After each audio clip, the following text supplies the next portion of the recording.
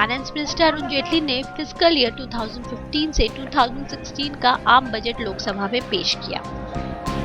Madam speaker, I rise to present the budget of the Union for the year 2015-16. Finance minister ने budget speech में financial situation को satisfied बताया और कहा कि देश का जीडीपी 7.4 रहने का अनुमान है। उन्होंने फिजिकल डिफिसिट को 4.1% पर लाने का टारगेट रखा। जेटली ने कहा है कि देश के सामने सीरियस चैलेंज है। दुनिया में इकोनॉमिक डाउन टर्न का दौर है। ऐसे में सेंट्रल गवर्नमेंट ने इकोनॉमिकली अच्छा काम किया है। I rise to present the budget of the Union for the year 2015-16. I present this budget in an economic environment which is far more positive than in the recent past.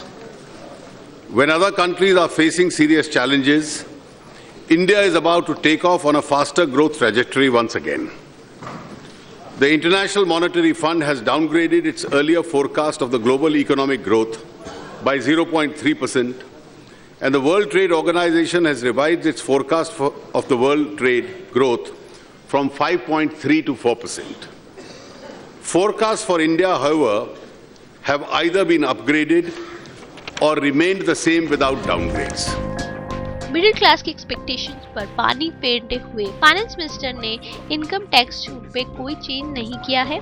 दूसरी तरफ 1 करोड़ से भी ज्यादा के इनकम वाले को 2% surface रहना होगा। दूसरी तरफ जेटली ने हेल्थ इंश्योरेंस पर टैक्स छूट 15,000 से बढ़कर 25,000 करने का ऐलान किया है, जबकि बुजुर्गों के लिए ये छूट 30,000 होगी। बजट में कॉर्पोरेट टैक्स को 30% से घटा के 25% करने का प्रस्ताव रखा है, जो अगले 4 साल में लागू होगा। I therefore propose to reduce the rate of corporate tax for 30% to 25% over the next 4 years. This will lead to higher level of investment, higher level of growth and more jobs. साथ ही service tax को 12.36% से बढ़ा के 14% करने का प्रस्ताव है। इसमें रेस्टोरेंट का खाना, हवाई यात्रा, फोन बिल, घर खरीदना, केबल टीवी, वाईफाई आदि महंगा हो सकता है। फाइनेंस मिनिस्टर ने गवर्नमेंट अचीवमेंट गिनाते हुए कहा है कि हमारा टारगेट गरीबों तक फायदा पहुंचाना है। उन्होंने कहा है कि सरकार की 3 बड़ी अचीवमेंट है। पहला, जन धन योजना, दूसरा स्वच्छ भारत मिशन और तीसरा गोल्ड माइन की ट्रांसपेरेंट ऑक्शन का खास तौर पर जिक्र किया। जेटली ने कहा है कि हमारा टारगेट 2022 तक सभी के पास घरों पे पहुंच जाएगा।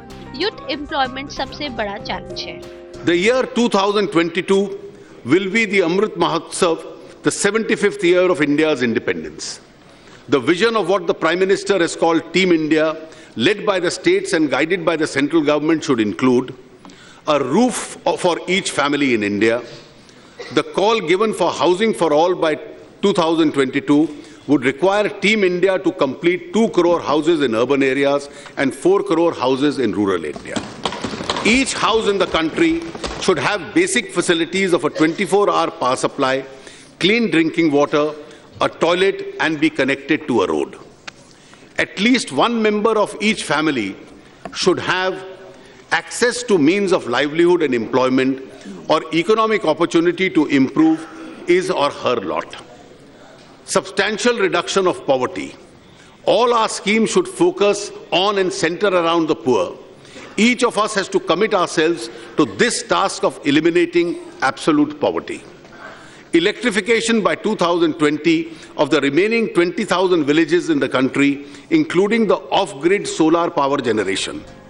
उन्होंने जनधन योजना के तहत खोलने वाले अकाउंट के लिए एक्सीडेंट इंश्योरेंस बढ़ा के 2 लाख रुपए करने का ऐलान किया है। फाइनेंस मिनिस्टर अटल पेंशन प्लान स्टार्ट करने का ऐलान किया है। इसके तहत 1,000 रुपए एम्प्लॉय और 1,000 रुपए गवर्नमेंट देगी। 60 साल की उम्र के बाद एम्प्लॉय इसका बेनिफिट उठा सकते हैं। Rupal best news. सर्वे सन्तु निरामया, सर्वे भद्राणि पश्यन्तु, मा कश्चित् दुःख भाग् भवेत्। With these words, madam, I commend the budget to this honorable house.